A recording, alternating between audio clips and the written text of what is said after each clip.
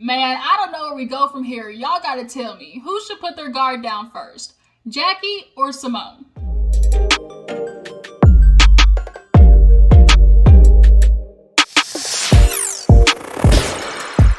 Y'all, welcome back to my channel. Appreciate you for tuning in. Married to Medicine, y'all. We got another good episode of Married to Medicine. This time, we're actually kind of getting a little bit more background into why Jackie and Simone are mad at each other. But even with these hoes breaking it down, like, to me, the grand scheme of things, if you look at y'all's 23-year friendship, this is what y'all are going to let it go to shit for? Like this? Because, oh, you didn't defend me?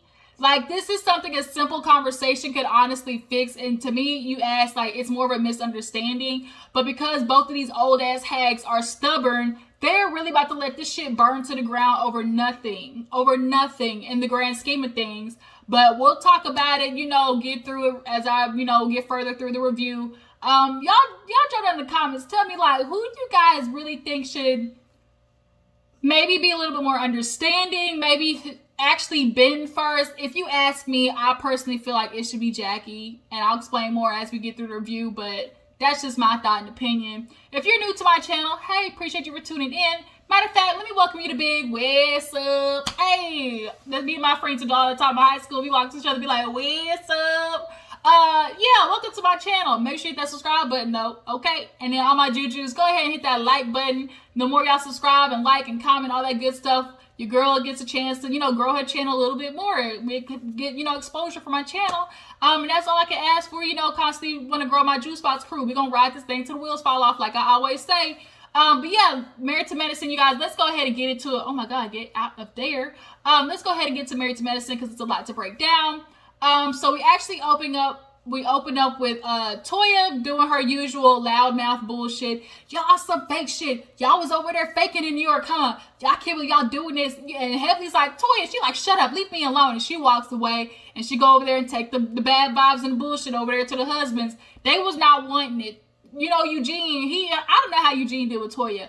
There is an energy about Toya that just reads selfishness and reads like self-centered. It reads like, I need everybody to look at me and how good I'm doing. Like, it's something about Toya that just really irks me. But that's another topic. But luckily, with her annoying ass getting up, it offered a little bit more air for Jackie, Simone, and Heavenly to talk for real. Heavenly's like, look, Simone, I need to say I'm sorry again. I feel like it, but the thing is, like, you didn't call me during the pandemic. And Simone admitted, look, I could have picked up the phone and still address that I wasn't harboring any feelings against you. I could have called you and said that. But she's like, I'm not going to lie. Like, you hurt me when you went. No, before that, she was like, we don't have no issues. I just feel like it's more of a misunderstanding and, we can kind of get over that. So she's like, good. At least we were able to talk through it. We good from now.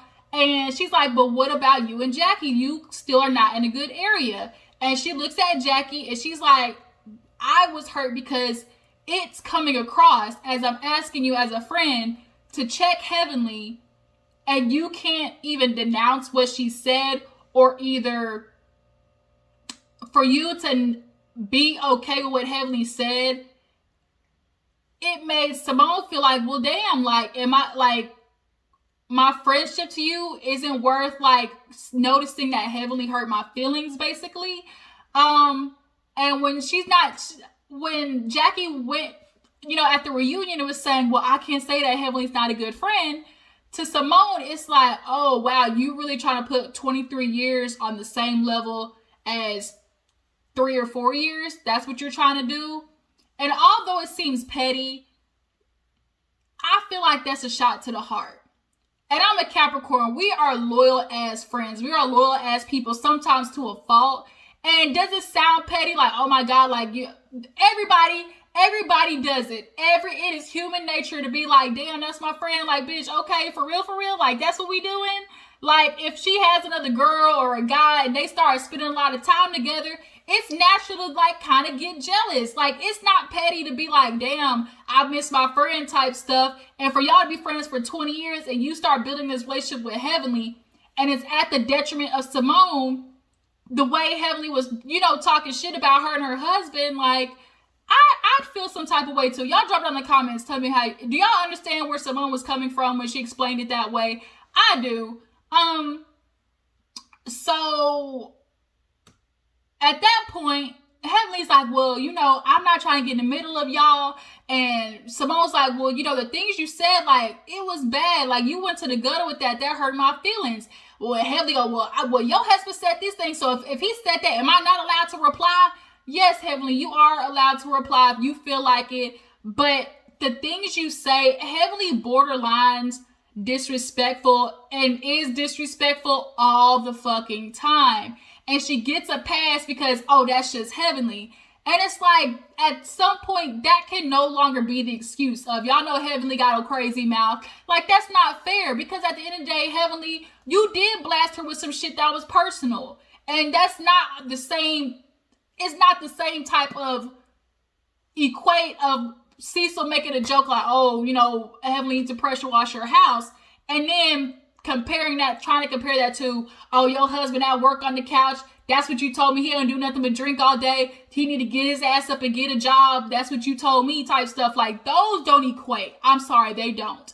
So now Heavenly's getting loud, your husband this and that, I better say something back, that he should have said nothing then, you know, I had the right to say something, and too bad his bitch ass didn't like it, I'm trying to be nice with you, Simone, with your dirty ass. Like, you see how fast Heavenly always switches?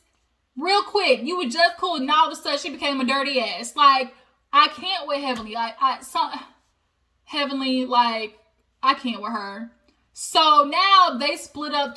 Simone walks away. She can't do it. She gets consoled. Now Damon's trying to get Heavenly to shut the fuck up with telling her, like, be quiet, like, be quiet. Damon does have a way to cool it down Heavenly, which is appreciative. I'm glad, you know, he's the yin to her yang. That's all we can ask for, because that shit is getting old, watching Heavenly do the same shit that Toya do, which they do this explosion thing and then come back and try to apologize. But what you said already did its damage, you know? So Toya took her ass to the van a long time ago. She was ready to go because she was mad about them crab legs, basically. Her hungry ass. They all get ready to leave, and they're all in the car, and Simone walks in like kind of crying, and Toya's like, who asked I need a beat? And she was like, girl, she was like, no, Heavenly saying some stuff, and Eugene's like, nah, stay your ass in the car, Toya, we're not getting to do this. So the guys clearly see, like, this is crazy. Like, are y'all serious right now? We're going through a pandemic, black people dying, and this is the energy I want to give off right now. And I think being cooped up had a lot to do with it. When you're emotionally, just mentally distressed, being in a house all fucking day, like, I get it. Your energy is gonna, like, it's gonna be different. But this right here is not it. Like, y'all really are fighting over some bullshit at the end of the day. Anila, her poor self was just sitting there like, oh my God, what the hell did I get myself into? But okay. We see a little bit more of Anila later on in the episode. We'll get to that part. So after that, we see a scene where, I think this is where Toya was talking to her sons about school. She, of course, moved to the suburbs. And when you move to the suburbs, it's like moving on up type of shit. So you want your kids to go to the best school, and the best schools always equate to white. Like, history proves, like, oh, my child's gonna go to the best schools, and you go to there, and it's nothing but fucking white people, you know? And I think that's like a thing we need to change, the narrative of private schools always being what's best for children, because it's not. It's private schools. You spend a lot of money for them just to get what? Like, to get what? And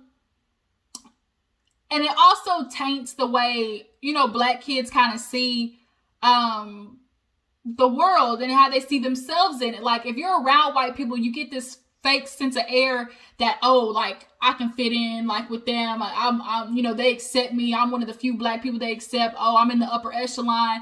Like, that type of air. And you kind of ignore the fact that black people really be going through some bullshit. So Toya basically told her sons, like, after 6 months, I was seeing, like, y'all weren't really, like, they can't make true, genuine friends, because with white folks, what are they going to relate to on? Especially suburban white folks at that.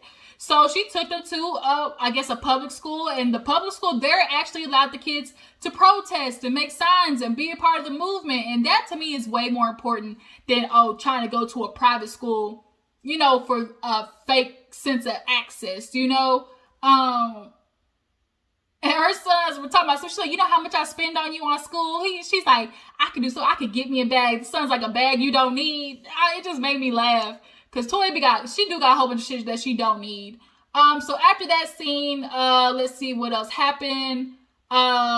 We see Contessa and Scott. They are opening up a practice.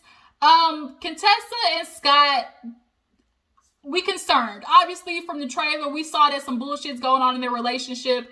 And I feel like they continue to add stuff on their plate.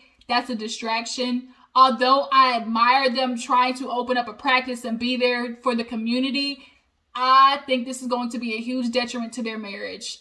We already see that Scott doesn't deal well with Contessa being away, being busy, like being wrapped up, being a doctor. So when you went off and you did your stuff, for graduation in college or whatever, you saw how Scott reacted. You being gone, you constantly being busy. Now here it is, y'all. You're getting ready to open up this practice, and that is now y'all being that much more busy. And y'all get to work together, but that's not really intimate time. And that's what they both talk about. Like, here we are opening up this practice, but like, we still got to work on us.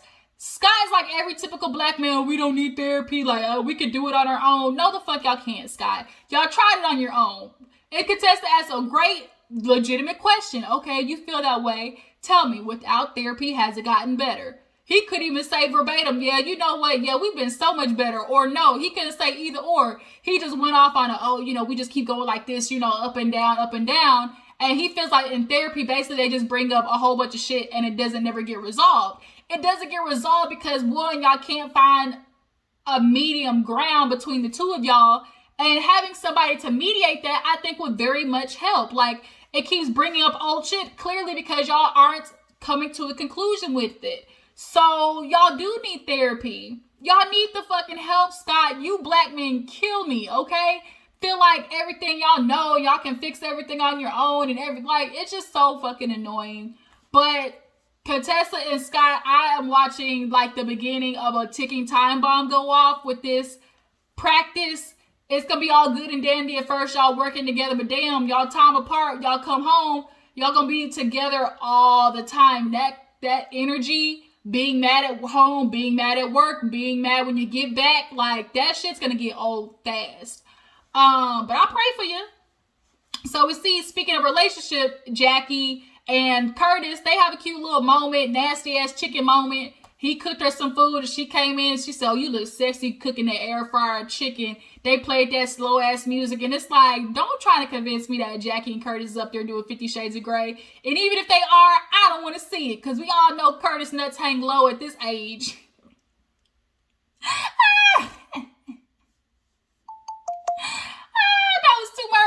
But it's the truth.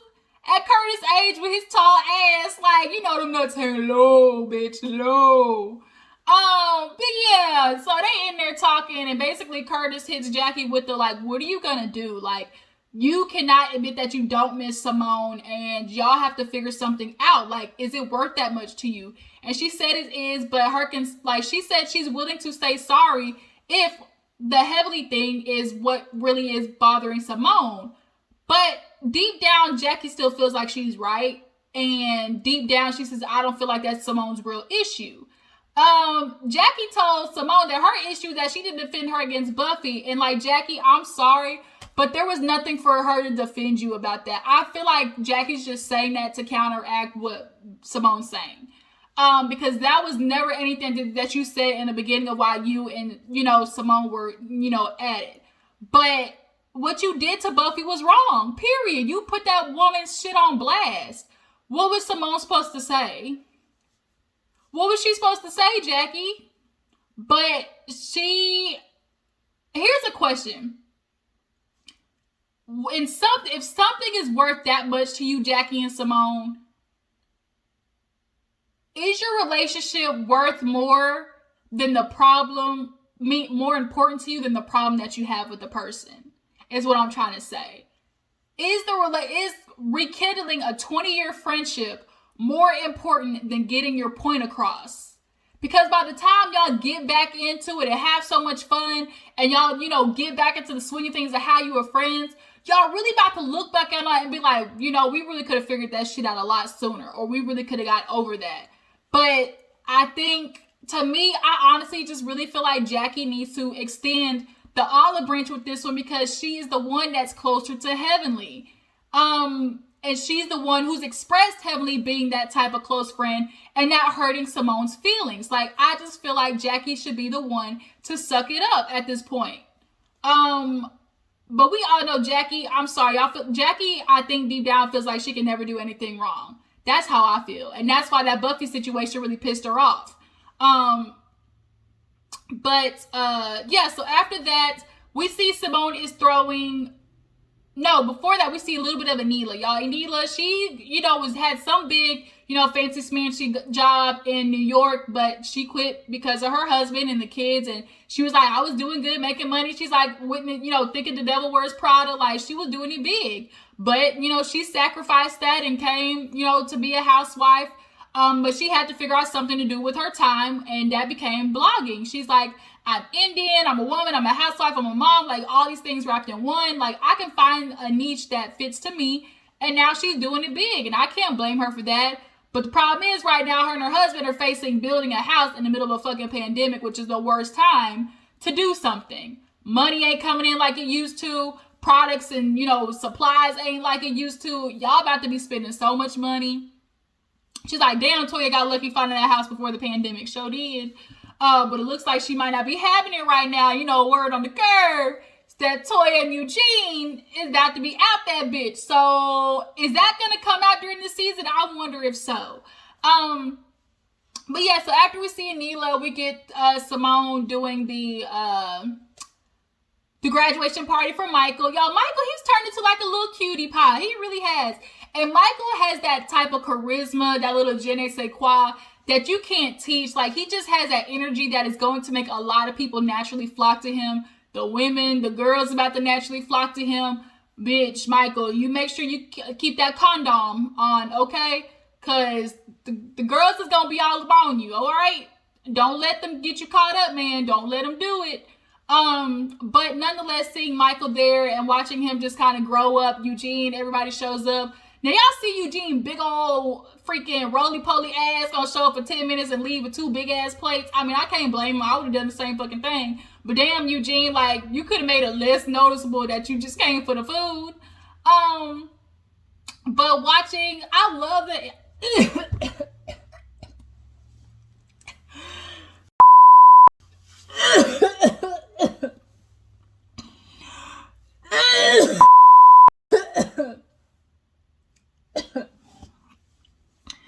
Ooh, y'all, save me. Y'all, I damn near just died.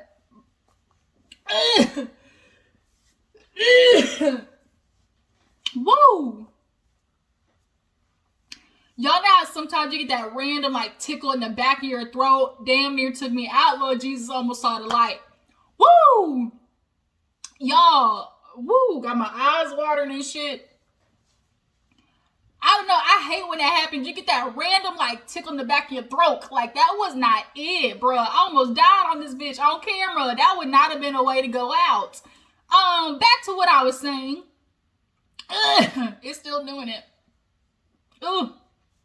And I ain't got no water by me. Ooh, Lord, let me hurry and get done with this. So, nonetheless, he's a little cutie pie. I love the interaction between Michael, Curtis, and Simone. They have, like, they have that parental relationship, but still are friendly with their kids. And I think a lot more Black parents need to find that balance between you can still be parents with your child. You can still parent your child and have a good equal interaction with them that makes them comfortable with you. And not this, oh, I'm your parent, I pay the bills, so what I say goes type shit. Like, we can always see, like, Simone has conversation with her kids. A lot of more Black parents need to try to perfect that. But Miles gives a little speech for Michael. I see Miles, y'all. Miles is gonna struggle. I feel like Miles is about to watch Michael take off. That's my opinion. I feel like Miles is about to watch Michael take off, and it's gonna bring him to a space that he's not gonna know what to do. Miles is definitely gonna struggle finding his place, I feel like. And as he watched, you know, Michael progress, I think that's gonna be a thing for him. I really am gonna watch, mark my word, Michael is about to do a trajectory and Miles is going to be stuck trying to figure out his situation. And that's going to be rough for Simone because he's back at home. What is he doing with college-wise? Like, what's going on?